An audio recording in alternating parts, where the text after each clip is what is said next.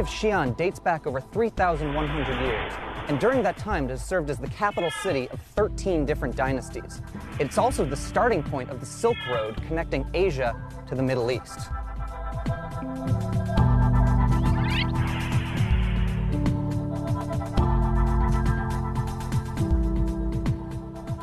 This is our first day in Xi'an, and we were really lucky to get a chance to see two pretty amazing sites. In the morning, we visited Banpo Cultural Village, one of the oldest Neolithic sites in all of China. Banpo itself is a village that dates back about 6,000 years. So the Banpo Village was discovered in 1953 when there was excavations taking place for a factory that was going to be developed there. And that factory development was immediately stopped because they realized the importance of this archaeological find.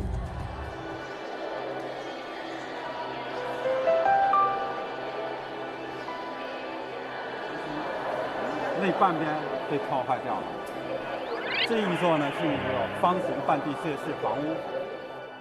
were met by Professor Gao, one of the main archaeologists at the site of Banpo. Professor Gao led us around and showed us a lot of the insights that the archaeologists there have found over the last 50 years of work. One of the first things that we talked about were the different structures that may have been present there at the village. Behind me you can see two foundations of the types of buildings that were found here in Banpo Village. They're contemporaneous, they're from the same time period and actually serve the same function. This is really interesting because in a lot of cultures, you don't often see two types of structures that are existing at the exact same time. Professor Gao told us that each of these had between 2 and 4 people living in them at a time. At any given time, the site of Banpo had between 300 and 400 people. One of the most interesting aspects that we got to see at Banpo was houses built on top of one another. Traditionally, once a house is destroyed, you move on and put a house in a different location. But at Banpo, as we saw, houses were built directly on top of one another. That means that there's something really important to the people of Banpo about staying in the same location. As an archaeologist, this is really amazing because it allows us to see continuity in which people are continuing to stay in the same place generation after generation. The other interesting thing that we learned about were the different burials and the way that the burials were structured at the village. Adults were buried on their back, often with other people in small graves. What's really interesting about this, however, is that out of the 131 burials found at the site, women were buried together, and often they were related, sisters. Men were buried together and were brothers, but you were never to see a man and a woman being buried together. Men and women weren't really marrying, they were mating.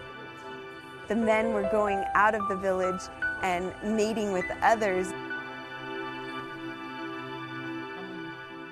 The reason that the men were traveling outside of the village is because we believe that the village was one family unit, and so they couldn't intermarry.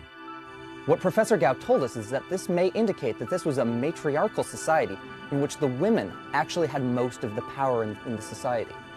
The women were the ones who were buried with almost all of the grave goods, including pottery and jewelry, while the men were buried with almost nothing.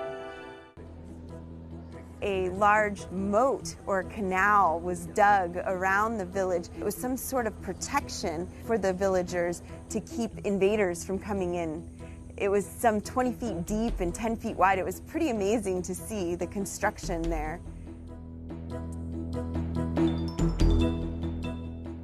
Outside of the trench were some of the earliest fields in China. The people of Banpo began to grow millet and wheat to support their lifestyle. In addition to hunting and fishing in the local area, they also were raising pigs to supplement their diet. For archaeologists, this is an exciting kind of thing to see because it shows the transition from hunting and gathering lifestyle in which people were living in a small group, traveling frequently, and sedentary life in which they're starting to raise crops and domesticate livestock.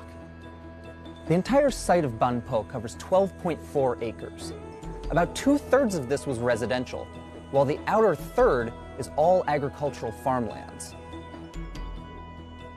There were over 200 archaeologists working on the site between a period of 3 to 4 years. There were some 50 archaeologists working at the site during one day.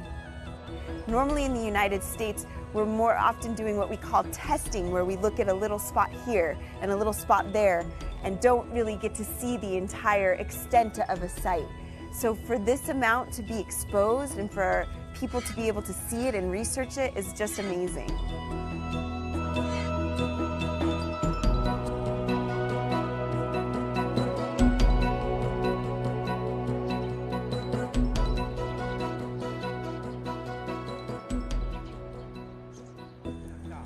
According to Professor Gao, there's still a lot of work to be done at this site, and there's a lot more to be learned.